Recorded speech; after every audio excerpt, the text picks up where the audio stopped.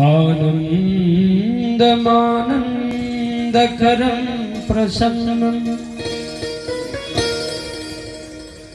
ज्ञानस्वरूपं निजबोधरूपं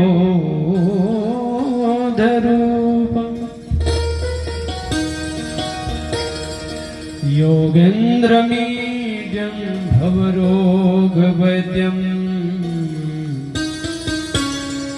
श्री सद्गुरुं नित्यमहं नमामि।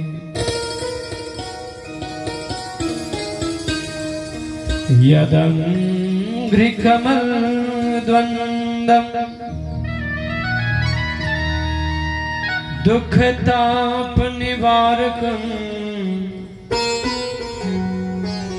तारकं विपदां वन्दे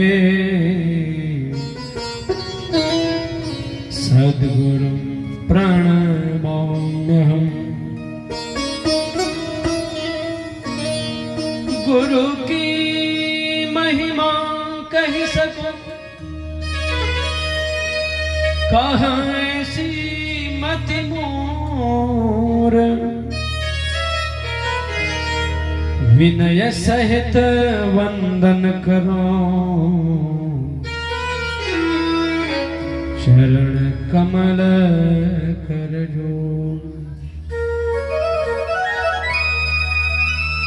विनय सहित वंदन करो चरण कमल कर जोड़।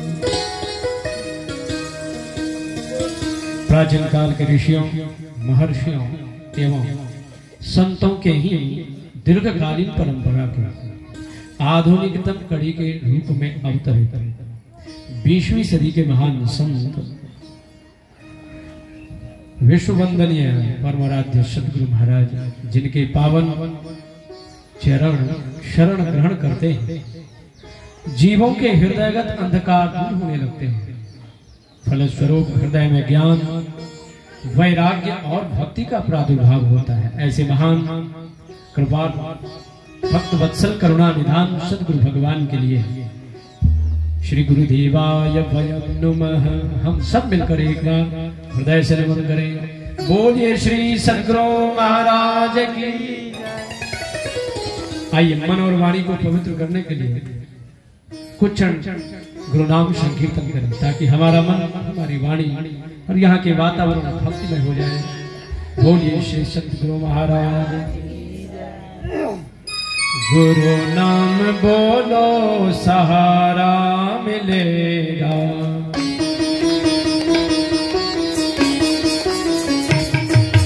गुरु नाम बोलो सहारा मिलेगा। बोलिए मानव जन्म ना दोबारा मिलेगा,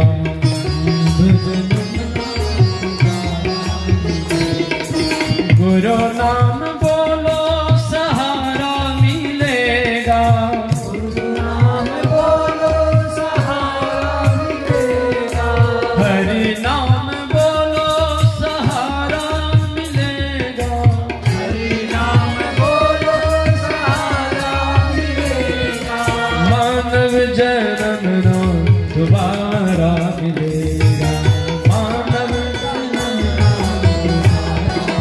जय हो। गुरु नाम बोलो सहारा मिले, गुरु नाम बोलो सहारा मिले। जय हो।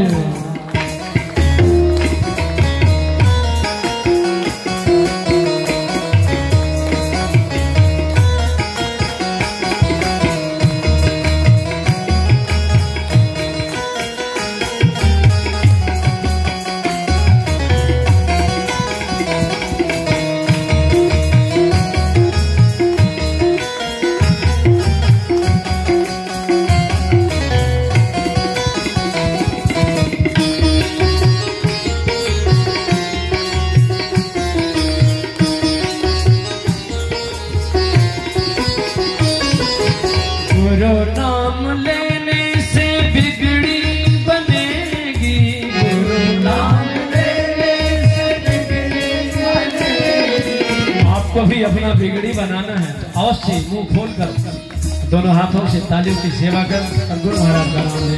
बोलिए श्री सतगुरु महाराज की। गुरु नाम लेने से बिगड़ी बनेगी, गुरु नाम लेने से बिगड़ी बनेगी, गुरु नाम लेने से बिगड़ी बनेगी, गुरु नाम लेने से बिगड़ी बनेगी। डूबे हुए को किनारा मिलेगा,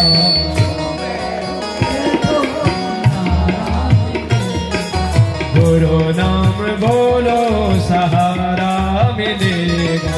बोलिए जय हो।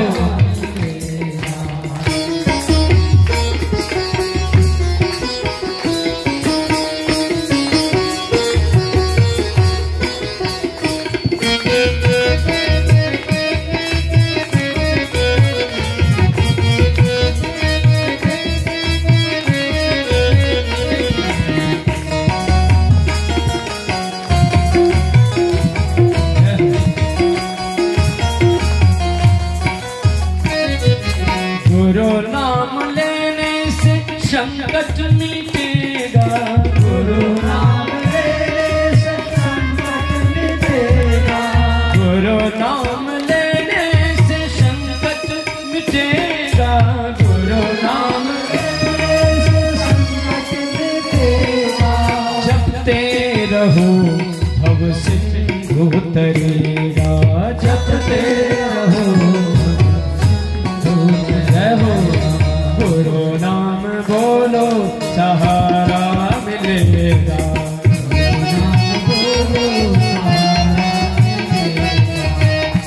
जय हो।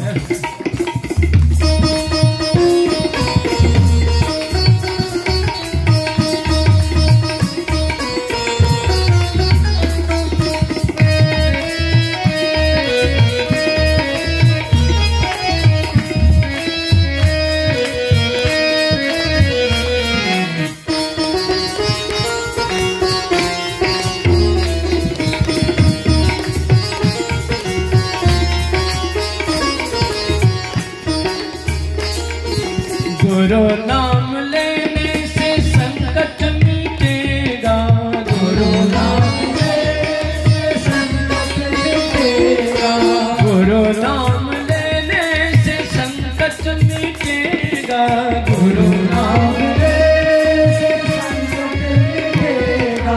जपते रहो भव सिंधु तरेगा, जपते रहो भव सिंधु तरेगा, गुरु नाम बोलो सहारा मिलेगा, गुरु नाम बोलो सहारा। जय हो।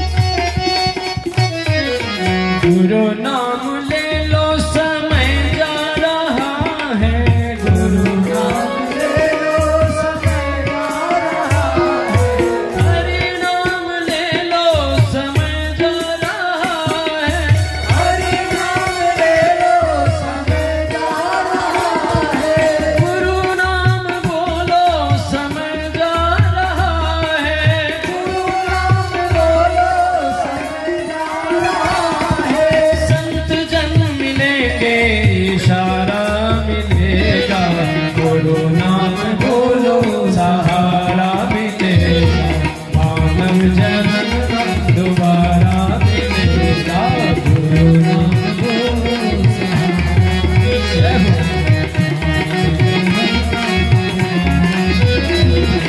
गुरु नाम बोलो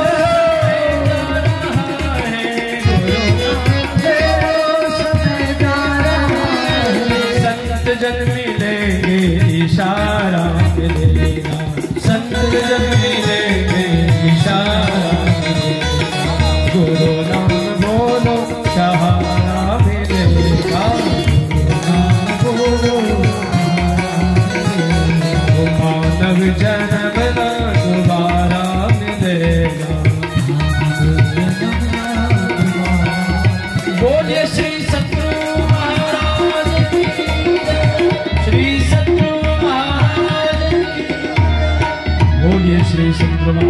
की। मंच में उपस्थित पूजनीय साध्वी दीदी और इस पावन ज्ञान गंगा में अवगाहन हेतु पधारे हुए समस्त श्रोता बंधुओं, श्रद्धामयी माताओं एवं धर्मशिला बहनों, आज का यह दिव्य आनंद, दिव्य सत्संग हमारे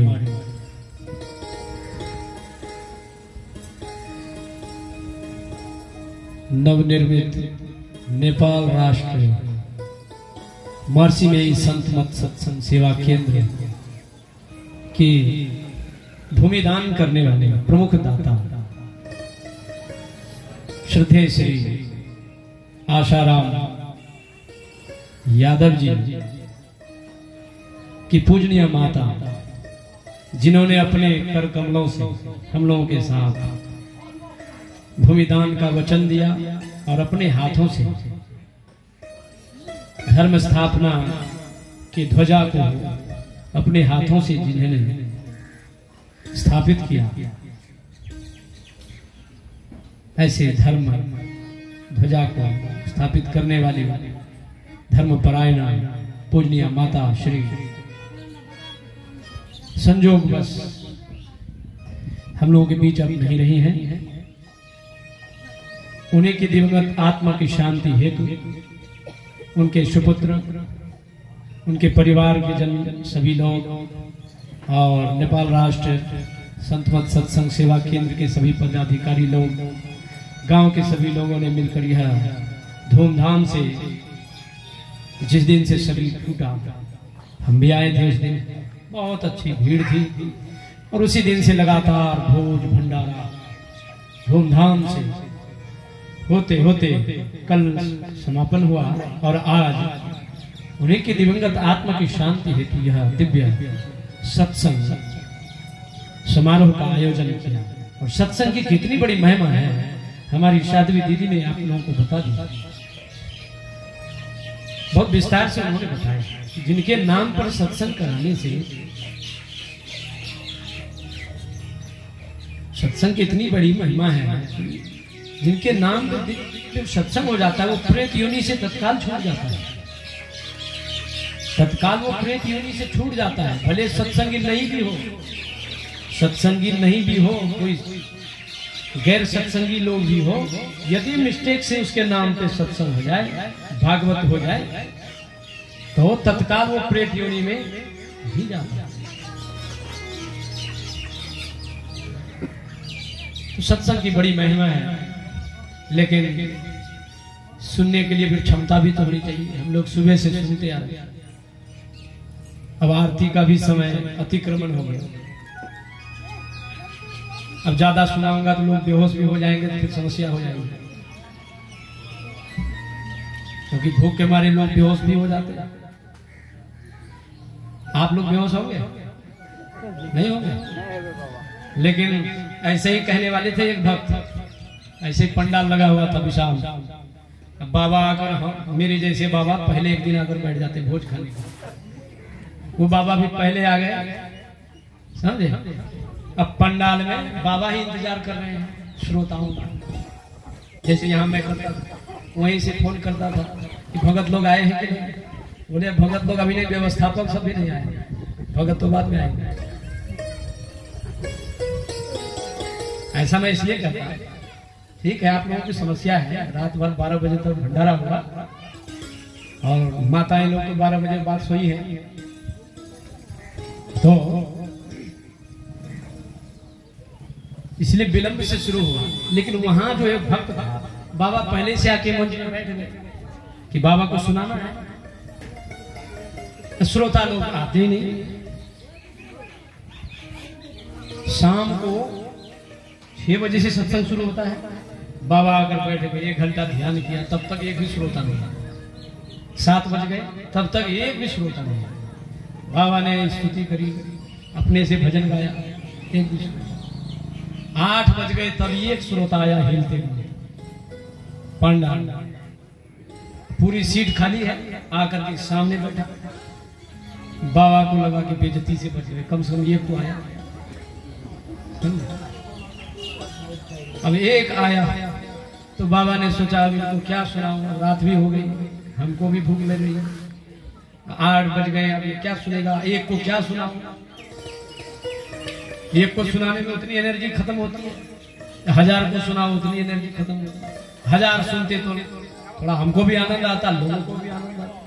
एक के पीछे क्यों अपना एनर्जी वेस्ट करेगा, लॉस करेगा। तो बाबा आल टाल करने लगे, अब आरती करने वाले थे। कहा बाबा रुकिए, क्या कर रहे हैं? बोले अब क्या करेंगे, समय हो गया, अब आरती करने दो। बोले बाबा ऐसा क्यों, हम श्रोता नहीं, हम जो इतना दूर से आए हैं। बाबा को डांटने लगे। बाबा की मनवा नहीं, श्रद्धालु का क्या विचार है? बोले हमको सुनाइए, हम आए हैं सुनने के लिए। तो बाबा ने कहा देखो भाई, अकेले तुम सुन पाओगे, रात्रि भी हो गई, आरती कर दो, कल सुनना। बोले नहीं। तो श्रोता बड़ा चला, बाबा को ही डांट लगाया। कहा बाबा घोड़शाला में 100 घोड़ा हो, 99 चरने के लिए कहीं खेत चला जाए, ये यदि घर में बंधा रहे तो उसको घास नहीं देगा। मतलब 99 नहीं आए, चरने के लिए चले गए, एक घोड़ा बंधा है, तो क्या आप उसको नहीं दोगे घास? बाबा तो फंस गए। बोले नहीं, घास तो देना पड़ेगा, 99 के भरोसे थोड़ी रहेंगे। नहीं बेटा, एक को घास तो देना चाहिए। हाँ। तो सब श्रोता चरने के लिए चले गए, तो हम आए हैं इतनी श्रद्धा से, तो हमको आप घास नहीं देंगे, नहीं सुनाएंगे। बोले बात तो ठीक ही कह। बोले चल फिर बढ़िया से बैठ, मुस्तैदी से बैठना, हम अब शुरू करते हैं। अब बाबा को भी बीमारी थी, जब शुरू हो तो बंद ही नहीं, समझे? बाबा की यह बीमारी थी, बाबा इसलिए नहीं सुना रहे थे कि हम जब शुरू होंगे तो कब बंद होगा फिर पता नहीं। अब श्रोता को पता था नहीं, श्रोता डट के बैठ गया, हाँ आप सुनाइए। बाबा को फंसाया उदाहरण में, तो श्रोता एकदम बढ़िया से कमर सीधा करके बैठा। बाबा को लगा नहीं, एक ही है लेकिन मजबूत। हम लोग देखिए वो कैसे बैठे हैं, वो कैसे बैठे हैं, वो कैसे बैठे हैं, झक मारने के लिए आए हैं सत्संग में। सबसे समस्या सत्संग है, ऐसे बैठते हो। बोलो एक बार हाथ उठाओ तो प्रेम से बोले श्री सतगुरु महाराज की। आप लोग भी कमर को सीधा करके बैठिए। हाँ। तो श्रोता बड़ी मुस्तैदी से बैठा और बाबा श्री गणेश किया प्रवचन का। जब प्रवचन हुआ, प्रवचन जब शुरू हुआ, ऐसे ही कीर्तन हुआ, ताली बजाए। इसके बाद जब बाबा जब गंभीर गंभीर वचनों को सुनाने लगे, तो श्रोता बीच बीच में जय हो जय घोष करते, वाह वाह करते, बीच बीच कभी ताली बजाते। तो 8 बजे बाबा प्रवचन शुरू किए, 9 बजे तक वाह वाह वाह एकदम। अब बाबा को भी मन लगे, जब श्रोता उधर से है ना जयघोष करे या उत्साह वर्धन करे तो लगते हैं, बाबा को भी लगता है श्रोता बढ़िया है, सुनाने का मन। 9 बज गए, वाह वाह वाह। 9:30 बज गए, वाह वाह वाह। 9:30 जब बज गए, इसके बाद आह आह आह क्यों होने लगा पेट में? अब भूख जो होने लगी, अब पेट घूमने लगा। अब बाबा को तो बीमारी थी, वो तो बंद होने का नाम ही नहीं है। अब श्रोता 9:30 बजे तक वाह वाह, 9:30 बजे के बाद आह। अब कमर भी टेढ़ी होने लगी, फिर भी बाबा बंद नहीं हुए। अब इनके मन में हो रहा है कि बाबा कब बंद कर दे, कब बंद कर दे। हे भगवान, विनती करते हैं कि आरती करवा दो। 10 बज गए, 10 बज गए, बाबा छोड़ने का नाम ही नहीं। हुआ क्या, इसके बाद तो पहले तो आह भी मुंह से निकलता था, इसके बाद भूख के मारे बोलती भी बंद, चक्कर आने लगा, उलट पुलट के वहीं गिर पड़ा। समझे? श्रोता जो गिरा, अब बाबा ने देखा कि एक ही श्रोता, क्या हुआ, नहीं बोल रहा है, न ताली बज रही, न वाह वाह हो रहा है, न आह। क्या बात? देखा कि एकदम बिल्कुल अब न हिले न डोले, एकदम बेहोश पड़ा है। बाबा तुरंत मन से उतरे, दौड़ करके जाके हिलाते हैं तो देखता है तो मर गया, शरीर में प्राण ही नहीं। एकदम से वो कमंडल में पानी देकर छींटा मारता है, जैसे तैसे होश आया। बोले हमने पहले कहा कि तुम शुरू मत करवाओ, हमारी बीमारी है, नहीं बंद होने का, हमको क्या पता तुम बेहोश हो जाओगे। तुमने जिद किया था, हम शुरू किया। अब तुमने कहा 99 घोड़ा चरने चले जाए, एक को घास नहीं दोगे, इसलिए तो हम घास दे रहे, तब खाओ। क्या हुआ अब क्यों बेहोश हो गए? खाओ। बाबा डांटने लगे, अब तो मुंह में बोली है नहीं, फिर भी धीरे से बोलता है, बाबा 100 घोड़ा चरने के लिए चला जाए, एक को तो घास देना अच्छी बात है, लेकिन 99 के बदले एक ही को खिला देंगे तो मरेगा क्या? तब बाबा समझ गए, वो हम तो भूल ही गए, सब तो हम तुम्हीं को खिला, समझे? इसलिए हमको लगता है कि अब तो 10:30 बज गए, आप लोग भी बेहोश हो जाएंगे तो हम बंद ही कर दें, क्योंकि हमको बीमारी नहीं है। समझे? क्या विचार चलेंगे? 5 मिनट 10 मिनट सुनेंगे कि छोड़ दें? हाँ देखिए, उनको भूख लगी है। ठीक है, हम भी ऐसे निर्दयी नहीं है, अब हम बंद ही कर देंगे। लेकिन हम लोगों ने जो पाठ में सुन रहे थे और साध्वी दीदी ने विस्तार पूर्वक आपको सुना दिया, यह सत्संग दिवंगत आत्मा की शांति हेतु है। प्रयोजन क्या है? आत्मा की शांति। और हम लोग कार्ड में भी लिखते हैं, जब कार्ड हम लोग निमंत्रण बांटते हैं कहीं, तो स्वर्गीय हमारे स्वर्ग पिता श्री स्वर्गवास हो गए, इसीलिए के दिवंगत आत्मा की शांति के लिए आप सब पधारे। शांति भोज है ना, अब भोज में 10 मिठाई नहीं हो तो क्रांति भी हो जाए, समझे? हाँ, इसके बाद पूज्य पिता श्री स्वर्ग को चले गए, लगता है ठेका ले लिया है क्या? कहाँ गए आपको पता है? लेकिन सब जनरली सब लिख देते हैं स्वर्गीय पिता। अब नरकीय लिखेंगे वो भी तो चलेगा नहीं, इसलिए जनरली सबको स्वर्ग लिखते हैं। लेकिन शास्त्र कहता है स्वर्ग वाला काम करोगे तो स्वर्ग को जाओगे, नरक वाला काम करोगे तो पिताजी नरक में गए होंगे। लेकिन लिखो स्वर्गीय पिताजी, नरकीय लिखोगे तो कोई भोज में भी नहीं, समझे? सत्संग क्या है? जैसे वो एक समाचार सुनते हैं ना, DNA इंडिया में समाचार आता है, सुधीर चौधरी, अर्थात बाल के खाल उतारना। एक तो बाल और बाल के भी खाल कैसे उतरेगा? असंभव है ना, बाल के खाल। एक तो बाल ही महीन है, उसका खाल कितना उतारो? लेकिन ये सत्संग वही है, बाल का खाल उतारने वाला काम, रिसर्च करने वाला काम। वास्तव में जो आप लिखते हो कि मेरे पूज्य पिता श्री स्वर्गीय पिता श्री, क्या वो स्वर्ग गए हो? यदि जीवन में उन्होंने सत्कर्म किया होगा तो स्वर्ग के लिए उसे कोई रोक भी नहीं सकता। सूरदास बैकुंठ पैठ में कौन फेट पकड़ तो, जो तुम राम नाम चित धर दो। जीवन में यदि राम नाम का सुमरन किया होगा, सत्कर्म किया होगा, तो स्वर्ग के मार्ग पर उसको कोई नहीं रोक सकता। चाहे उनके नाम पर भंडारा करा, भोज करा, दक्षिणा बांटो, खिलाओ तो सही है, नहीं खिलाओ तो सही। यदि सत्कर्म किया, गुरु की शरणागति होकर जिसने भजन किया है, तो सीधा स्वर्ग हो जाता है। जिसने जीते जी शुभ कर्म को नहीं किया, सत्कर्म को नहीं किया, गुरु के शरण में नहीं गया, निगुरा होकर जीवन बिताया, ऐसे मनुष्य कदापि स्वर्ग जा नहीं सकता। और जिसने जीवन में मांस भक्षण किया, ये बात तो बड़ी कड़वी है, क्योंकि अधिकांश लोग 99% तो वही है। लेकिन मैं नहीं कहता, मनुस्मृति, हम लोगों के वैदिक धर्मों में मनु जी महाराज के द्वारा जो स्मृति लिखी है उसमें है, नौ प्राणिनाम हिंसा मांसमुत्पद्यति त्वचे न च प्राणिवधः स्वर्गस् तस्मात् मांसम विवर्जय। बोले बिना हत्या किए हुए मांस प्राप्त होती नहीं। जब तक किसी को मारेंगे नहीं मांस होगा, बिना मारे मांस प्राप्त होता नहीं। और यह मारना काटना स्वर्ग मार्ग में बाधक है। पहली शर्त है कि जो व्यक्ति काटता, मारता और जिह्वा को स्वादिष्ट करता, ऐसे प्राणियों के लिए स्वर्ग के दरवाजे बंद रहते हैं। नचा स्वर्ग, इसके लिए स्वर्ग नहीं है। अब इस लिस्ट में 99% आते हैं। अब हम कहेंगे तो आप हम पर गुस्सा भी हो जाएंगे, बाबा इतना जो पूजा पाठ ये सब करते हैं, हरिद्वार काशी प्रयाग भोज भंडारा ये सब व्यर्थ है। बोले हाँ सब व्यर्थ। गुरु बिन माला फेरता, गुरु बिन करता दान, गुरु बिन सब निष्फल गया, बूझो वेद पुराण। बोले वेद और पुराण से पूछो ना। बोले क्यों पूछेंगे?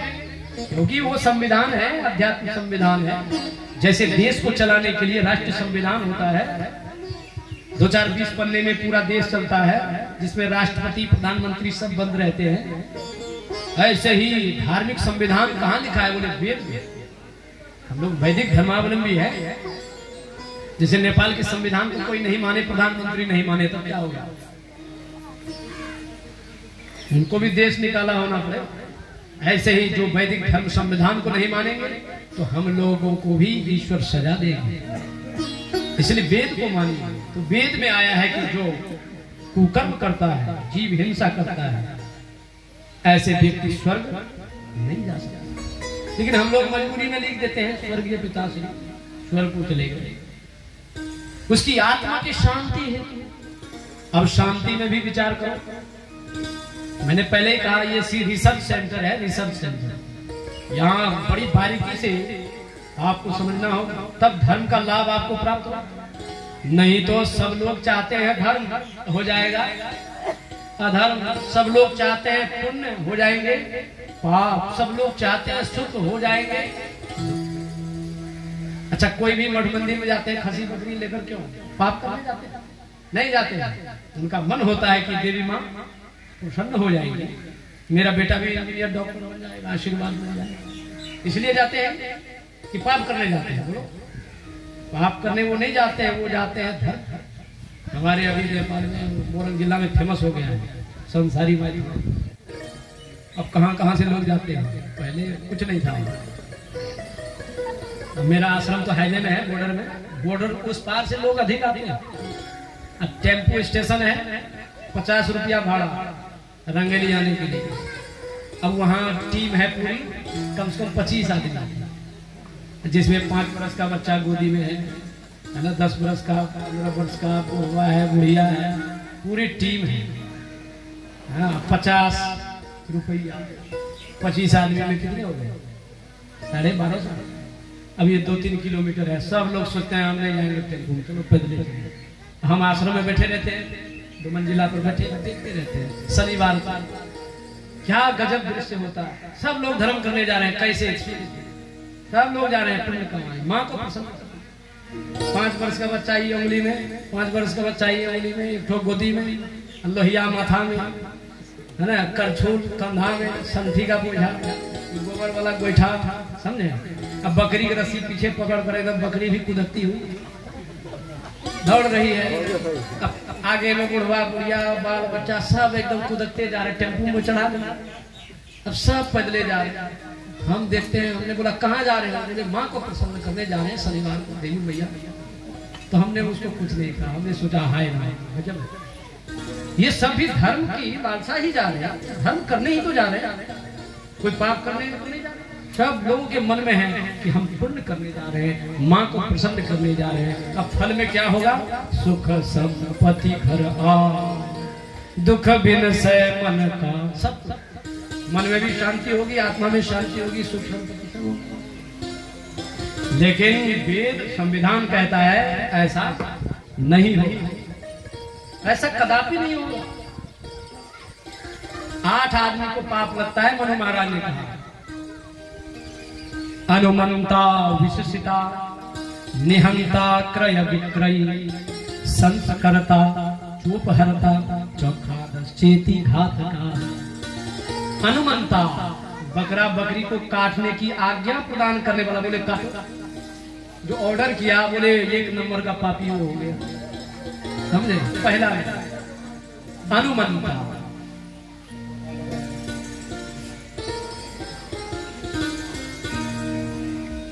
विशिष्टता, इसके बाद उनको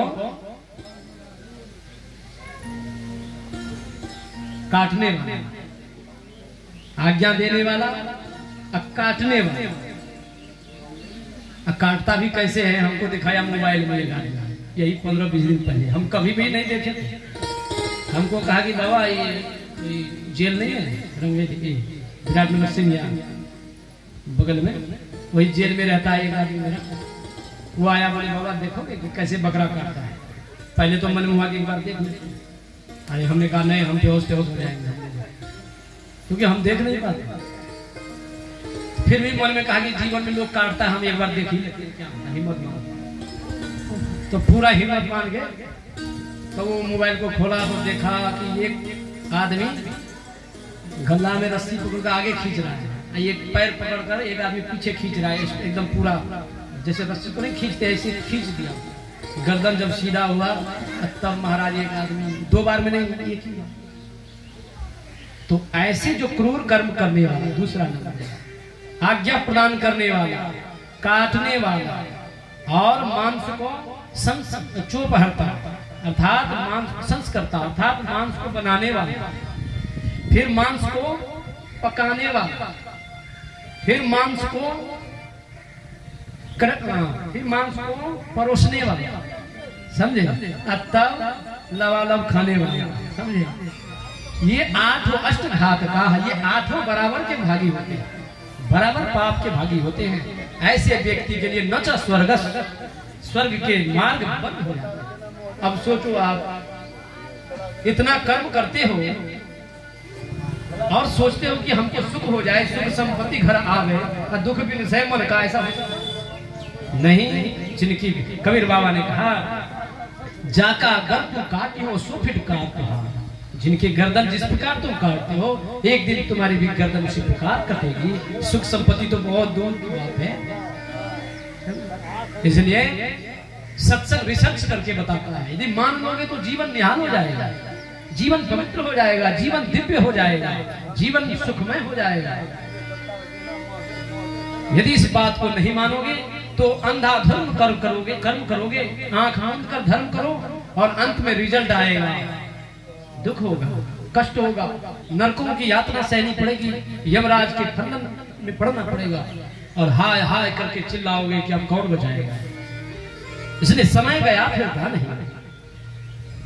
दीदी जी बता रही थी कि समय निकलता हुआ, अब जो बचा है कम होश करो, नहीं करेंगे तो स्टेशन तो आ ही रहा है, स्टेशन आ ही रहा है।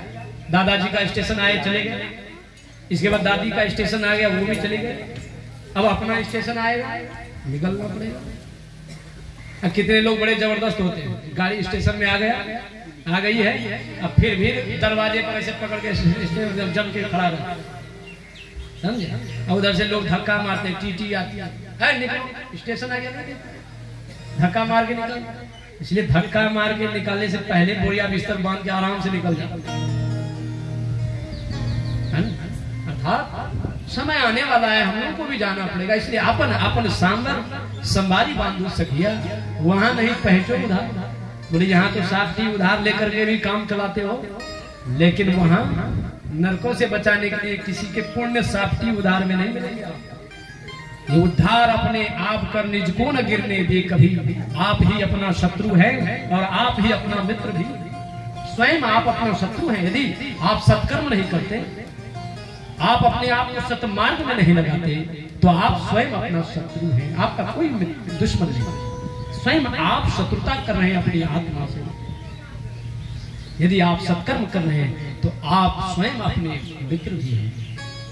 इसलिए ये सत्संग रिसर्च करके बताता है कि आप लोग कार्ड में लिखते हैं आत्मा की शांति है, तो संत लोग कहते हैं कि तुम्हारा भोज करने से, भंडारा खिलाने से, है ना, ये बाछी, ये रजाई तोशक, है ना, ये छाता, लाठी, जूते, हाँ, ये 10 मिठाई, ये दान करने से क्या होगा? तो बोलिए तो क्या सब होगा? तो बोलेंगे, क्योंकि सब लोग भोज कराते हैं तो पता ही होगा कि ये सब करने से क्या होगा।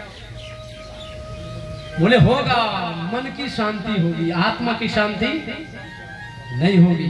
क्या होगा? याद रखिएगा, भोज भंडार दान पुण्य श्राद्ध क्रिया आदि जो भी है, इससे मन की शांति तो होगी, लेकिन आत्मा की शांति नहीं होगी। मन की शांति, आत्मा की शांति नहीं होगी। आत्मा की शांति कैसे होगी? तो कबीर बाबा कहते हैं, साधो भाई जीवत ही करो आशा, साधो भाई जीवत ही करो आशा, जीवत समझे जीवत बूझे, जीवत समझे बूझे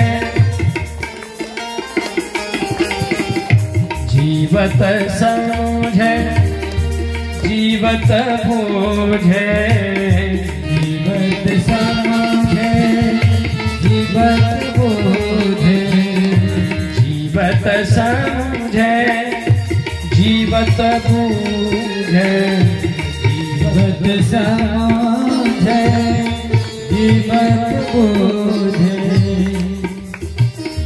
जीवत मुक्ति निवासा साधु भाई जीवत ही करो आशा साधु भाई जीवत ही करो आशा।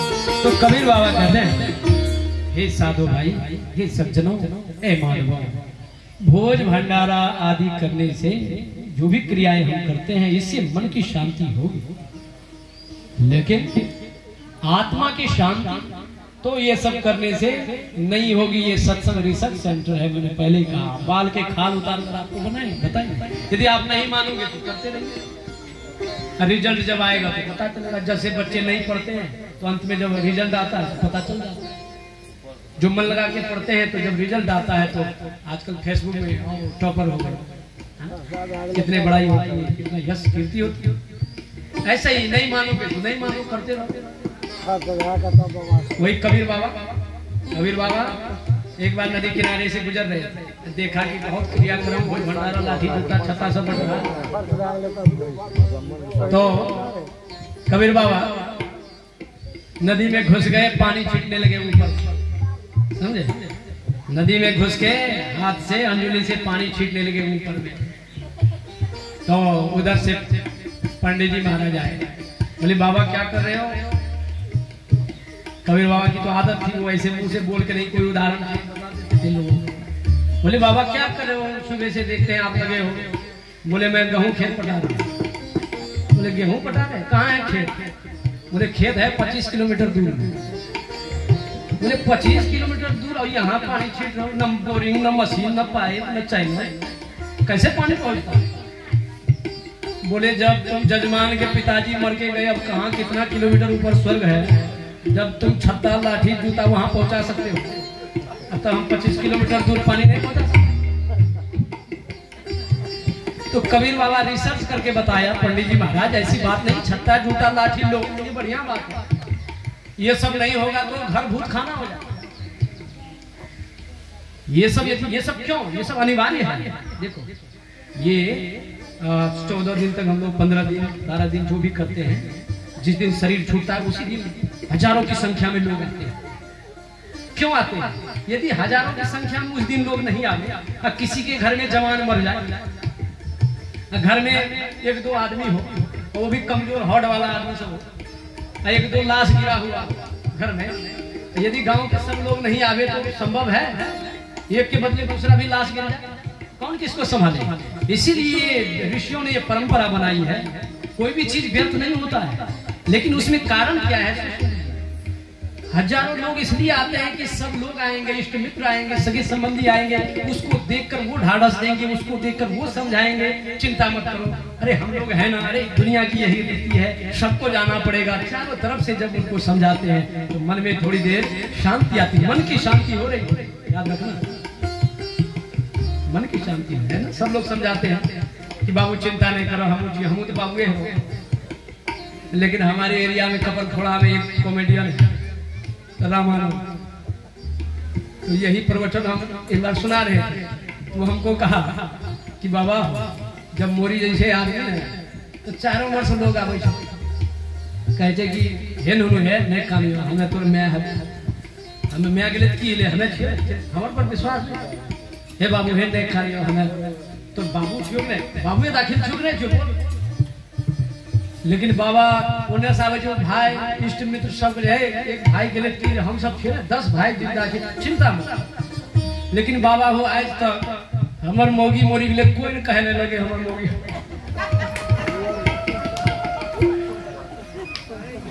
ऐसे ही हमको कॉमेडियन ने सुनाया, हमको टू कॉपी करके हमने सुना दिया आपको, ये हम नहीं कह रहे। वास्तव में बात भी सही कहते हैं, सब लोग ऊपर से आते हैं मैं बाबू हूँ, पिताजी हूँ, आपके भाई हूँ, चिंता मत करो, कोई ये नहीं कहते। तो ये दुनिया की रीति है। वो जो भी कहते हैं कि हम ये है वो है, फिर रिसर्च करके कौन कहते हैं? बाबा नानक कहते हैं। ये भी सब झूठा कहते हैं। थोड़ी देर के लिए सांत्वना तो देते हैं, लेकिन बाबा नानक और अंदर घुस के कहते हैं नहीं, इस समय आएगा तो ये भी तुम्हारे नहीं है। सुख में आन सबय मिली बैठत, जब सुख होगा, शरीर स्वस्थ है, मस्त है, तब आपके पीछे सब बाबू की खबर रसगुल्ला की चाहिए तुम्हें, एक बार ऑर्डर कर लो। 4 बेटा है तो उधर से दौड़ता है, उधर से। जब बूढ़े के सारे जमीन जब जायदाद बंटवारा हो गए, बैंक के सारे रुपये नील हो गए, तब केवल मैं ही हूँ आपका बेटा, बंटवारा करते समय इसको कैसे बांटेंगे? चलिए उधर चलिए, यही सब होगा। बाबा संत लोग रिसर्च करके बताते हैं, जो अभी तुमको कह रहे हैं कि हम हैं तुम्हारे, हम तुम्हारे, हम तुम्हारे, लेकिन कौन हमारे कौन किसके को समय बताता है। सुख में आन सबय मिली बैठक, रहत चहु दिस घेरे, अब विपत्ति पड़ी सब ही संग छाड़, को न आवत नेरे। जब विपत्ति पड़ेगी कोई नहीं तुम्हारे।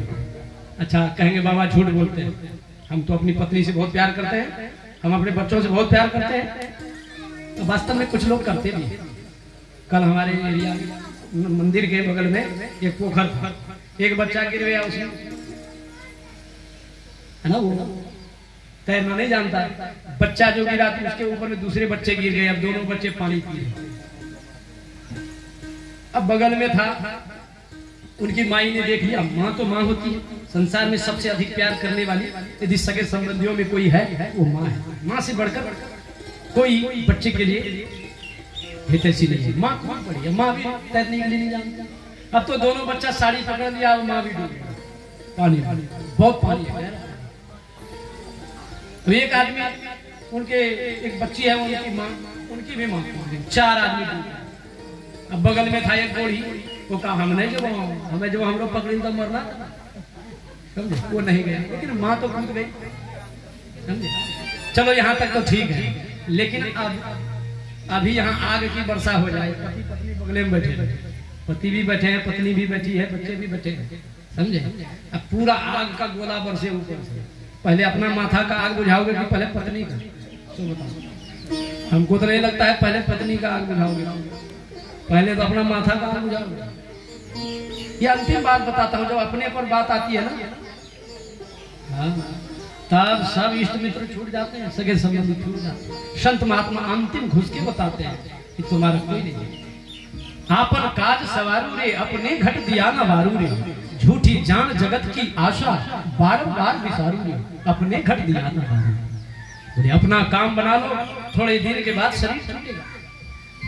धनानि भूमौ, आपका कमाया हुआ धन यही रह जाए। पशुवश्च गोष्ठे, आपके हाथी घोड़े सब यही बंधे रह जाए। पहले जमाने में हाथी बनते थे लोग, कहते थे वो बड़ा धनवान आदमी है ना, दूर से ही नहीं। आजकल हाथी कोई मानेगा? क्यों खिलाएगा हाथी? आजकल जिसके दरवाजे में बोलेरो हो, कहो बड़ा आदमी। खाली गृहस्थों में नहीं, बाबाओं में भी यदि बोलेरो हो जाए तो कहीं बहुत बड़ा बाबा। हमको नहीं है तो हम पैदले आ जाते हैं, कभी टेम्पो से, कभी साइकिल से, कभी, समझे। क्योंकि कलयुग है, तपसी धनवंत दरिद्र गृही, कभी कौतुक जात बता। बोले गृहस्थ लोग गरीब होते जाएंगे, बाबा महात्वर होते जाएंगे, कलयुग में ऐसा होगा। लेकिन जो बाबा वो सब फेर में नहीं पड़े। चलो उधर मैं नहीं जाऊंगा। मैं क्या कह रहा था, क्या कह रहा था? हाँ, धनानि भूमो, आपका कमाया हुआ धन धरती पे गड़ा रह जाएगा। धरती में भी यही गाड़ के रखते थे इनके पिताजी। ये गंगा सा है, केली है, समझे।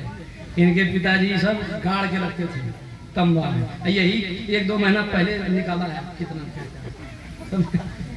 तो पहले जमाने गाड़ के लोग रखते थे, आजकल लोग बैंक में रखते हैं। लेकिन मृत्यु जब मरोगे तुम्हारा यह धन गड़ा रह जाएगा, सड़ा रह जाएगा, साथ में पशुवश्च गोष्ठी, तुम्हारे हाथी ये सब हाथीशाला में बंधे रह जाएंगे, तुम्हारे बोलेरो गैरेज में सड़ जाएंगे, लेकिन तुम्हारे साथ नहीं जाएंगे। इसलिए देख संत गाते हैं क्या, लोगवा राम के भजन में वो लोगवा राम के भजन में बेईमान बनलवा। भगवान के भजन में बेईमानी करते हो, भगवान का भजन नहीं करते, मौज लूटते हो, लेकिन होगा क्या? लोगवा राम के भजन में बेईमान बनलवा, ये तो भैया का मेहमान बनलवा, ये तो भैया। जय हो।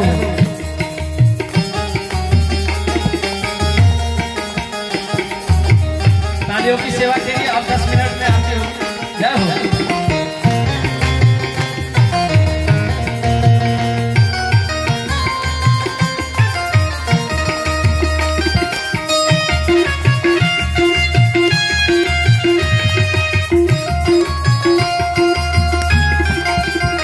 कितवो करब कमाई तोरा संग हूँ न जाई, कितवो करब कमाई तोरा संग हूँ न जाई। किसी का गया है क्या? नहीं। तोरा जाए खातिर हो, तोरा जाए खातिर क्या करोगे? जब मरोगे तो गलोरो वाला गलोरो में अर्थी जाएगी। हमारे श्रीपाद बड़ा महाराज धीराज वीरेंद्र साहब नारायण हिटी दरबार के, उनकी भी अर्थी विमान में नहीं गई। कौन से विमान? बांस का विमान में राजा चढ़ के जाता है। बोलेरो स्कॉर्पियो में हमारी सवारी नहीं होगी, अंतिम सवारी तो बांस के विमान में होती है। इसलिए सोचो तुम्हारे साथ क्या जाएगा। इसलिए कहते हैं कितवो करब कमाई तोरा संग हूँ ना जाई, कितवो करब तोरा जाए खातिर हो, तोरा जाए खातिर बांस के विमान बनलवा, ये तो देहिया का मेहमान बनलवा, ये तो देहिया का मेहमान बनलवा। जय हो।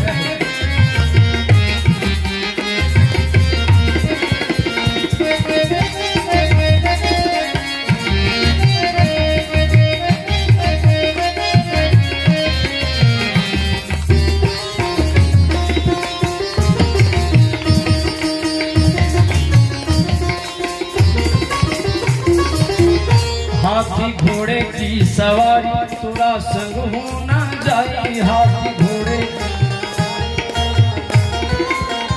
अच्छा, हाथी घोड़े तो नहीं जाएंगे, बांस का विमान जाएंगे। सोचो तो कुछ भी गया नहीं गया। और कहते हैं रहने के लिए टाइल्स मार्बल अभी इतना बढ़िया सजाते हैं।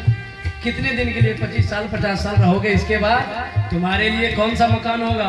तोरा रहे खातिर हो, तोरा रहे खातिर माटी के मकान बनलवा, ये तो देहिया का मेहमान बनलवा।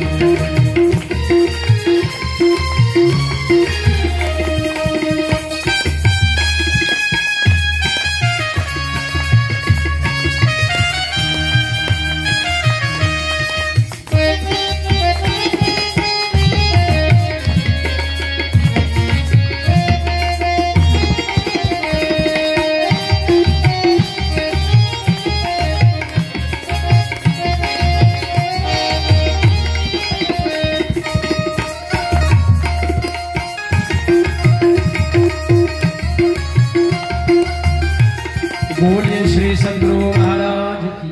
इसलिए संत लोग सावधान करते हैं। धनानि मुमो पशुवस्य गोष्ठे, भार्या के द्वार तुम्हारी पत्नी दरवाजे तक रोती बिलकती रह जाए। और देहस्थित, सबसे प्यारी तो देह है, लेकिन देह भी जल जाता है। देहस्थिताया परलोक मार्गे। सोचो तो परलोक के मार्ग में तुम्हारे साथ क्या गया? बोले कुछ भी। एक ही चीज जाता है, धर्मान को गच्छति जीव।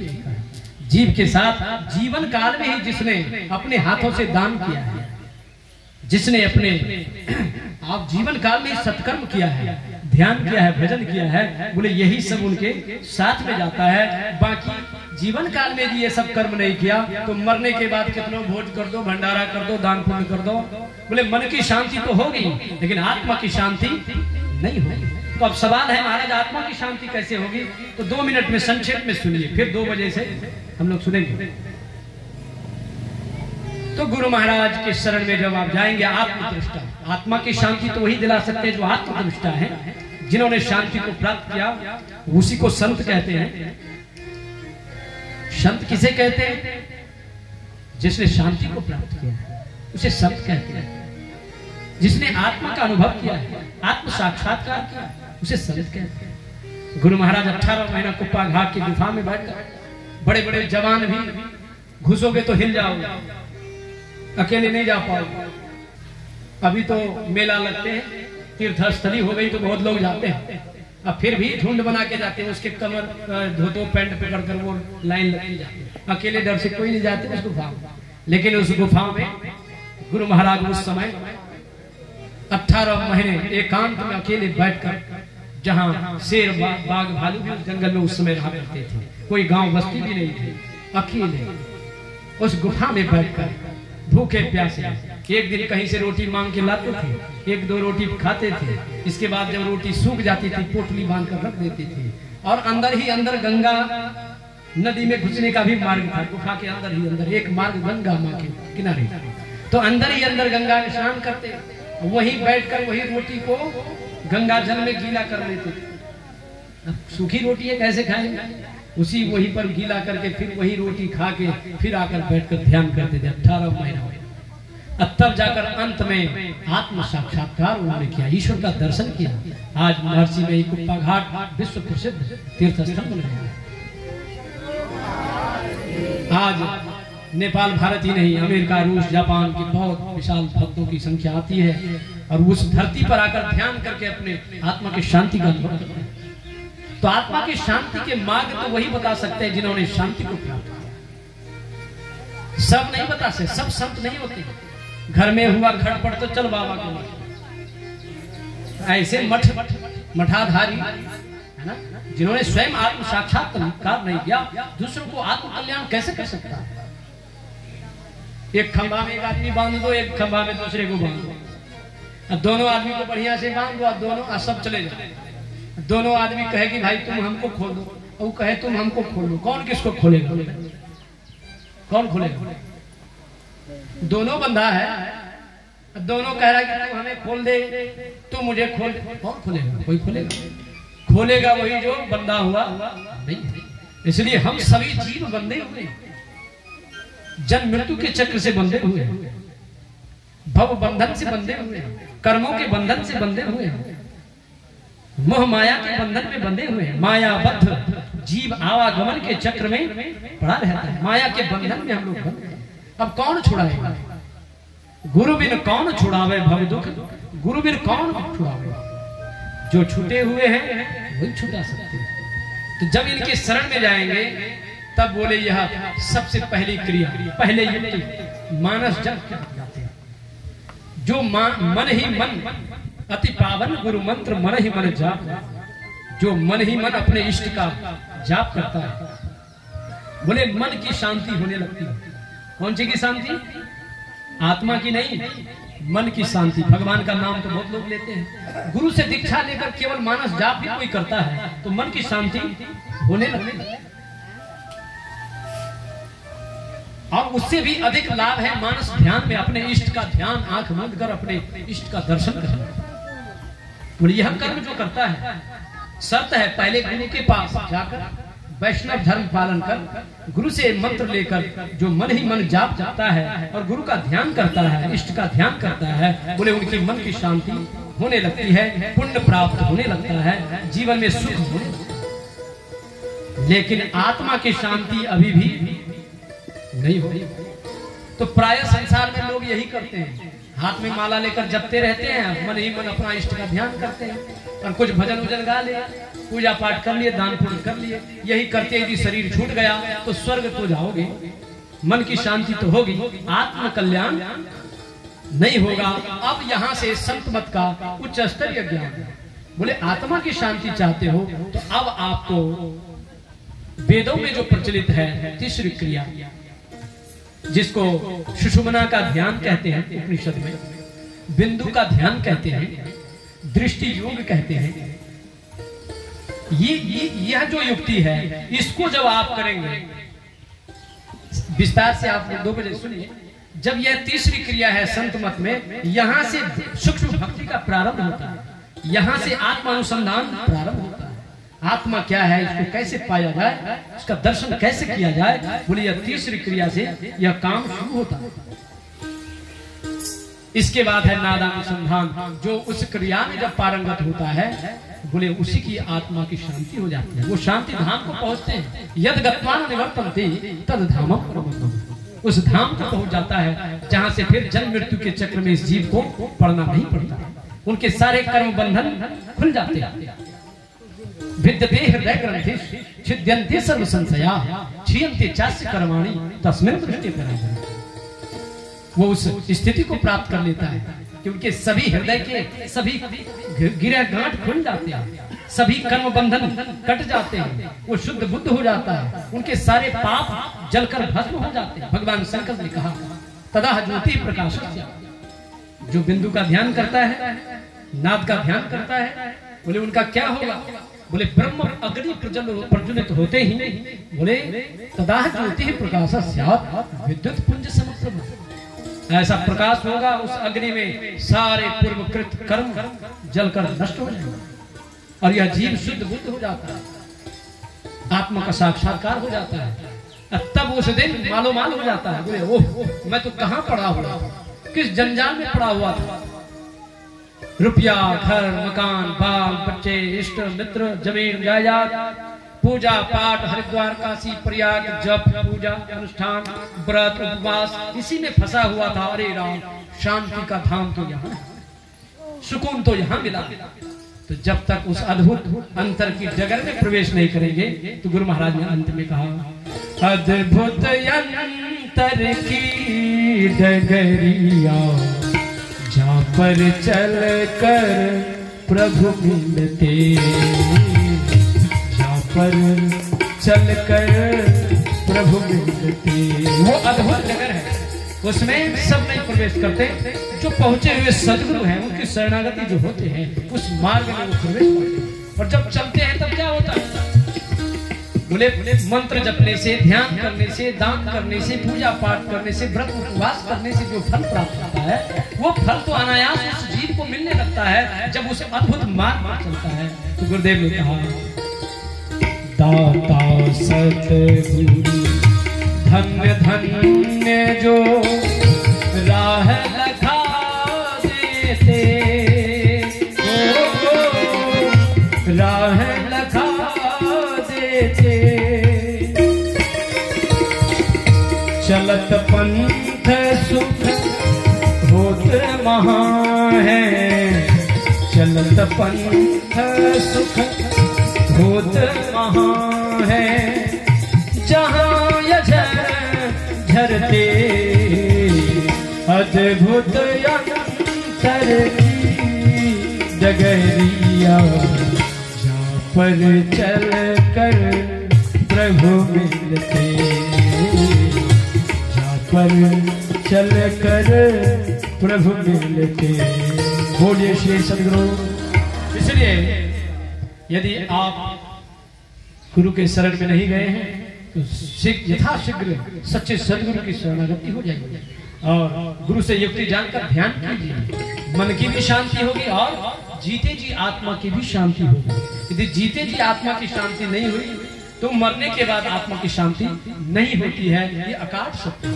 इसलिए कबीर बाबा ने कहा साधो भाई जीवत ही करो आशा, जीवत समझो जीवत बूझो, जीवत मुक्ति निवासा, जियत कर्म की फांस न काटी हुए।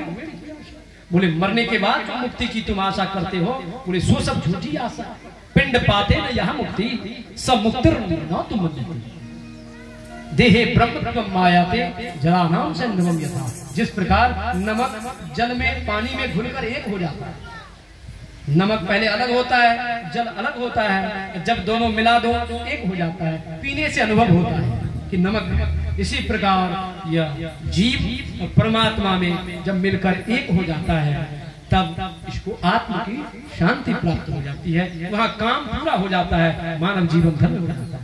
यही शुभ संदेश आप लोगों को देते हुए अभी के सत्संग में देता हूँ विराम। फिर पुनः 2 बजे से भजन कीर्तन ध्यानाभ्यास के साथ इस सत्संग को प्रारंभ करेंगे। अभी तो आप लोग ध्यान भी नहीं किए, जितने लोग आए ध्यान भी नहीं बोले। ध्यान आत्मा की शांति तो ध्यान, कीर्तन भजन से मन की शांति, सत्संग से मन की शांति, ध्यान से आत्मा की शांति। इसलिए 2 बजे आएंगे तो ध्यान भी करेंगे और इसके बाद फिर भजन होगा, फिर कुछ क्षण आप लोगों को भगवत चर्चा सुनाई जाएगी, इसके बाद समापन किया जाएगा। और अभी धन्यवाद है आप लोगों को कि आप लोग बेहोश नहीं हुए, कम से कम डटे हुए हैं, इसके लिए बहुत बहुत धन्यवाद। बोलिए प्रेम से श्री सद्गुरु महाराज की।